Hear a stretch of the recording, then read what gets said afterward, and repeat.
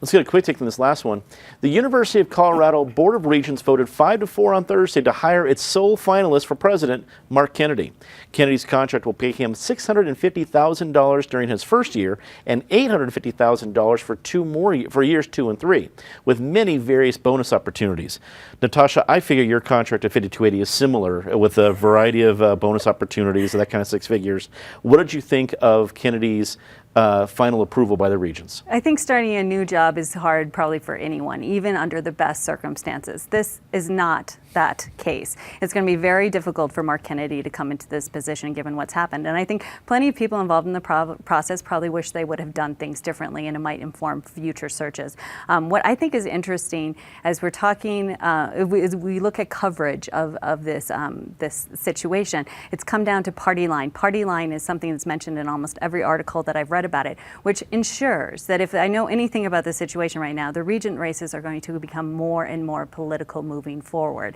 There's, you know, sort of this question of, does that need to happen? Do you have to? Does the initial behind your name matter when you're trying to help run a state university? Well, I think the answer is going to be clear that yes, it does. So expect more politics in those campaigns going forward. Patty, I assume new hires at West will get $80,000 moving expense allowance as well. So this probably didn't sound terribly new for your folks, but what did you think of him being approved?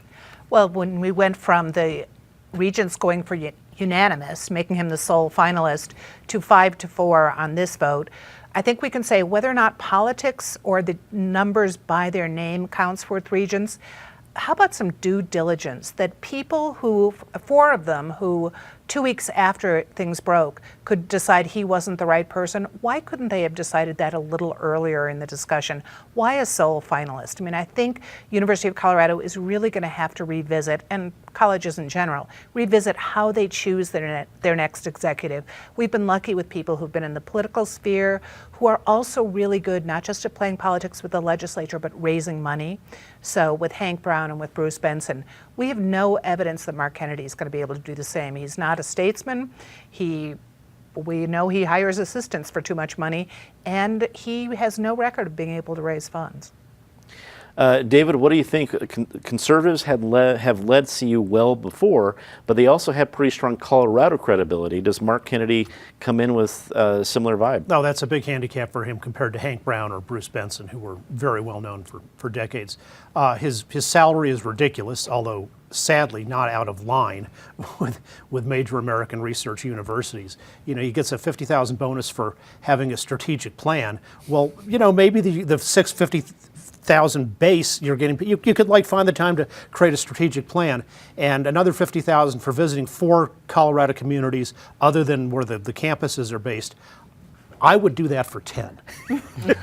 See, you heard it here first. Yeah. You can get yourself a conservative who has Colorado credibility and will do it for less money.